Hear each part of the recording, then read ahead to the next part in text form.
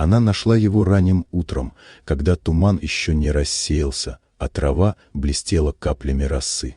На узкой проселочной дороге лежал мужчина, бледный, в крови, с рваной раной на боку. Он дышал тяжело, но жил. Она не задумывалась долго, просто подняла его, насколько позволяли силы, и дотащила до своего дома на краю деревни.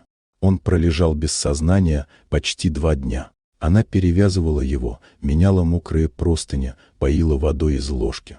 На его теле было множество шрамов, старых и новых, будто жизнь его состояла из одной непрерывной борьбы. Когда лихорадка отступила, мужчина начал приходить в себя, но молчал, лишь изредка смотрел на нее тяжелым, проницательным взглядом, в котором чувствовалось что-то опасное, будто за стенами ее тихого дома притаился целый мир, от которого она всю жизнь бежала. Прошла неделя. Он уже мог вставать, двигаться по дому, помогать по мелочам, но всегда держался настороженно. Она заметила, что он не спрашивал, где находится, не рассказывал, кто он. Однажды, когда она стирала его окровавленную рубашку, из внутреннего кармана выпал маленький золотой жетон с выгравированным гербом, знаком, который она однажды видела на газетной фотографии. Тогда писали о перестрелке в столице, о войне между кланами, о жестоком человеке, которого называли «Тень города». Ее пальцы дрогнули. Она поняла, кого спасла. Того, от чьего имени дрожали политики, исчезали свидетели и рушились семьи. Самого опасного мафиози страны. Теперь все в доме казалось ей чужим, даже собственная тень на стене. Она смотрела на него иначе.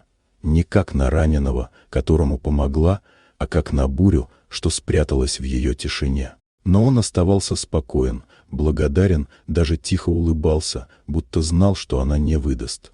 И, возможно, именно это пугало сильнее всего.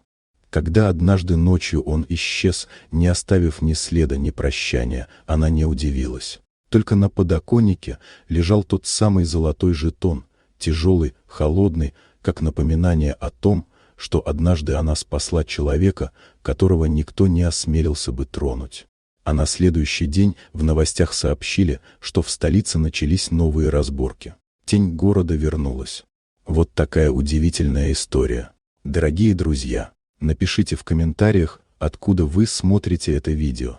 А если вам понравилось видео, поставьте лайк, а также подписывайтесь на канал, впереди еще много интересного.